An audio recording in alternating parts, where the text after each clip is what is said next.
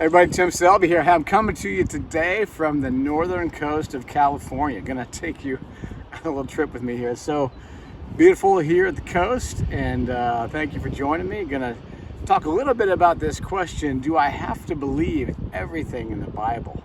We talked about questions Jesus asked of us, and now we're gonna talk about questions we hear people ask. And I hear people ask this question: do I have to believe everything in the Bible? And I'm like, whoa, there's so much in that question. What does it mean to believe everything in the Bible? And have to, according to who? I talked about last week at church, like have to is usually have to according to like Uncle Joe, who comes to Thanksgiving dinner and says, you have to believe everything that's in the Bible. You don't get to pick and choose. And Uncle Joe oftentimes makes people feel like, well, maybe they just aren't committed enough, or they don't have enough faith, or they're not like he is. But sometimes people don't quite know how to respond to that kind of question, this pressing that you don't have enough faith. You have to believe everything in the Bible. And what Uncle Joe is typically saying, really, is that he thinks you need to see the Bible the way he does. You need to believe it the way he believes it. You need to engage it the way he engages it, and you definitely don't. What you need to do is find the way that you come to the scriptures in the most meaningful and life-giving way for you, for the people around you, and for this world that we live in.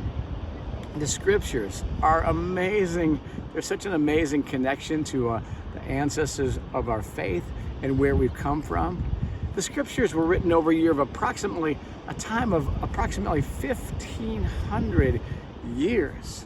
And there's so many different forms of literature. The scriptures contain story and drama and narrative. They contain history and lament and poetry.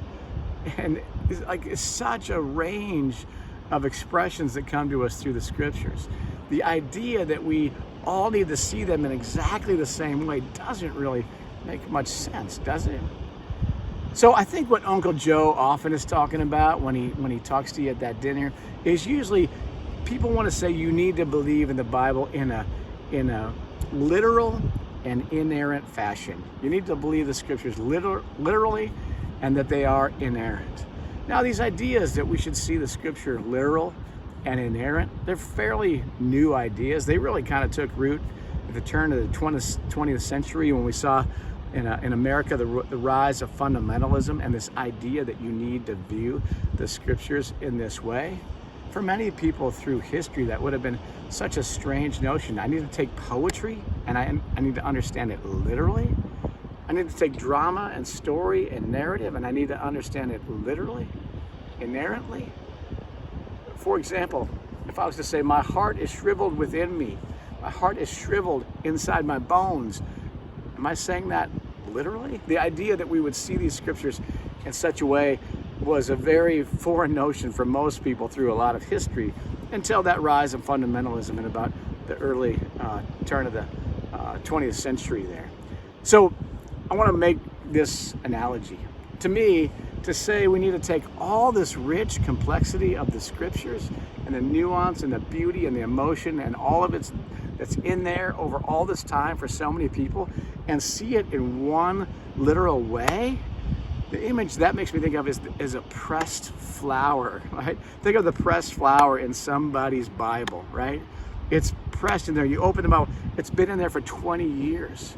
Like, you can still tell it's a flower, you can still see the color, but it's pressed flat and it's lifeless. There's no depth to it, there's no smell, there's no richness. It's just pressed flat in the page. This is what that single interpretation method of reading the scriptures seems to me to do to us. It makes us to take the richness of the scriptures and to press it into a flower. It's still there, but the life and beauty is gone from it. You'll see Uncle Joe says, you don't get to pick and choose, right? You don't get to pick and choose what you want to read from the scriptures. Well, I'm not interested in picking and choosing just what I like or don't like, although if we're honest, we all do maybe a fair bit of that. But I'm trying to figure out, how do I engage the scriptures in a way that brings them to life, that brings me to life, and enables me to follow in this way of this faith and become a life-giving person in the world. It's not that I just want to pick what I want. It's I'm trying to figure out, how do I do this in the most meaningful and intelligent way? So Uncle Joe, see, he doesn't realize, maybe his blind spot is this. He made a choice. He made a choice to read the scriptures in a literal fashion. That was his choice. That was the first choice that he made.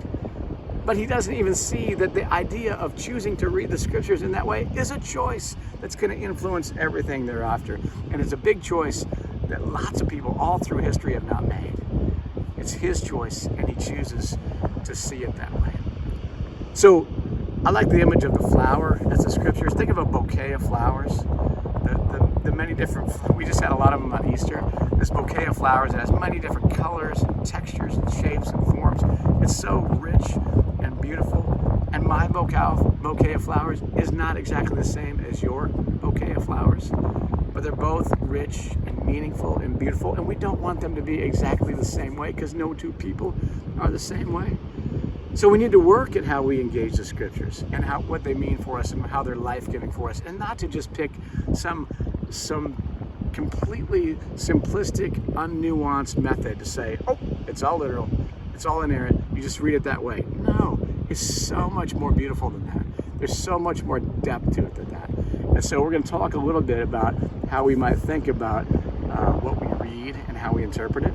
But I'm going to save that part for maybe a different beautiful location that will appear in instantly in just a second.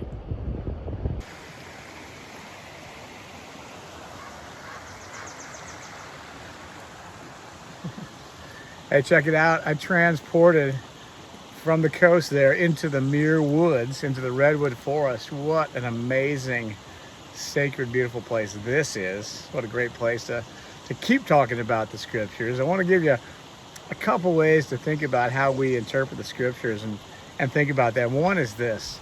We can think about when we read the scriptures, we can read them in a pre-critical way, we can read them in a critical way, and we can also read them in a post-critical way.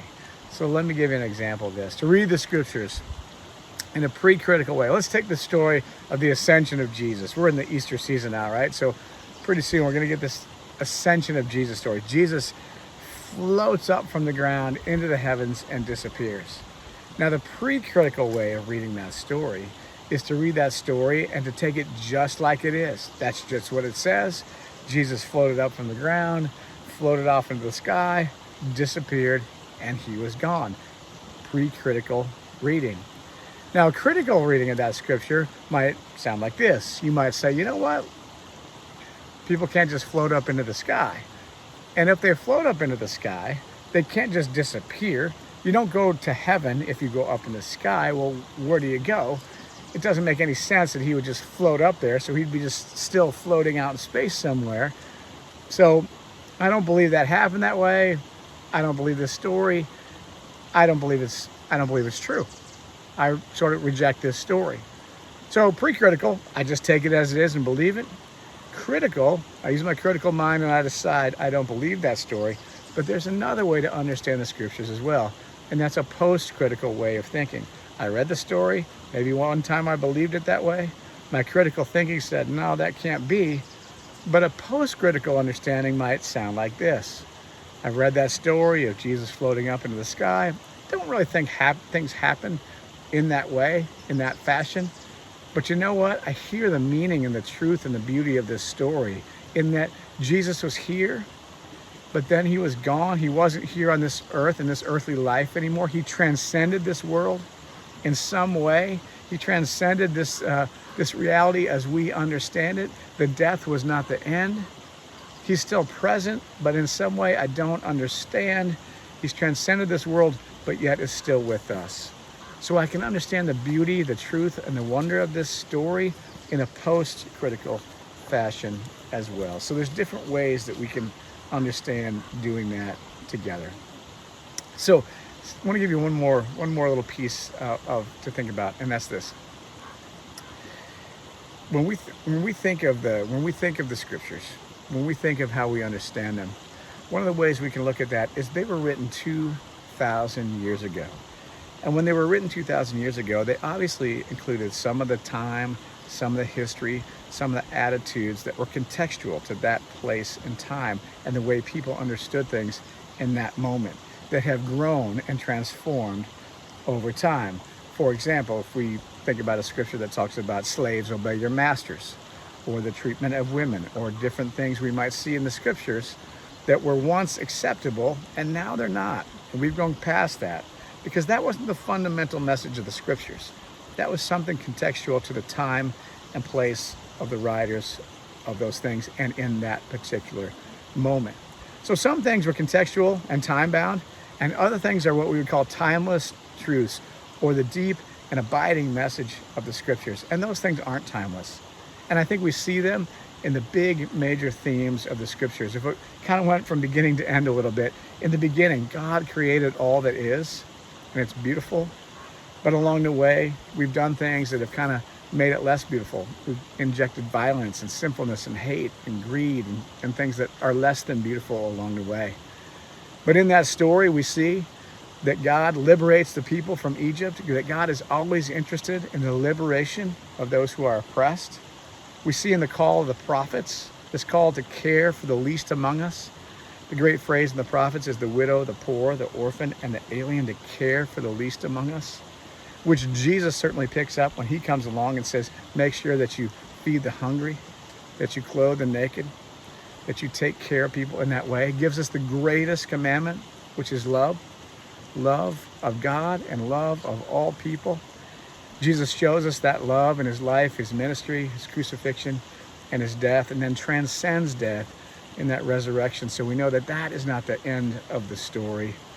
In the letters of Paul, we see the journey of the early church calling us to live together in faithful community. And if we do that, and if we do it well, we can embody the Spirit of Christ in this world. And then it goes great words in Revelation that in the end, every tear gets wiped away, and there's beauty and love at the end of the day. So that's a little bit of how we might engage some of the scriptures as we kind of understand them.